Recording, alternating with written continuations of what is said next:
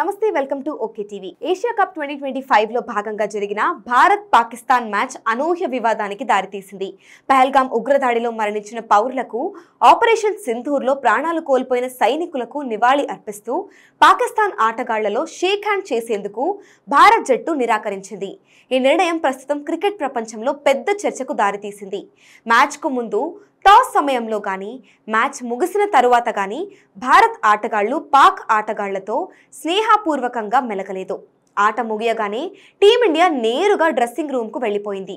స్నేహభావంతో మాట్లాడేందుకు Pak players Indian dressing room వద్దకు రాగా వారి ముఖం పైన తలుపులు మూసివేయడం గమనార్హం. ఈ చర్చ వెనుక ఉద్దేశానికి భారత్ కెప్టెన్ సూర్యకుమార్ యాదవ్ స్పష్టం చేశారు.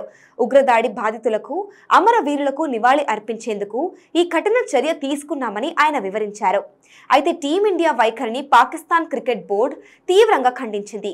ఇది క్రీడా స్ఫూర్తికి పూర్తిగా వ్యతిరేకమని ఆరోపిస్తూ అఫీషియల్ గా ప్రొటెస్ట్ చేసింది. టాస్ సమయంలోనూ మా కెప్టెన్ సల్మాన్ అలీ అఘాతో మ్యాచ్ రెఫరీ యాండీ మాట్లాడారు.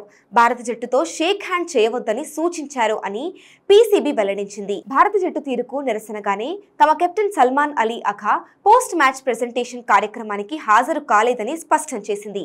దీంతో ఈ పరిణామం రెండు దేశాల క్రికెట్ బోర్డుల మధ్య కొత్త వివాదాన్ని రాజేసింది.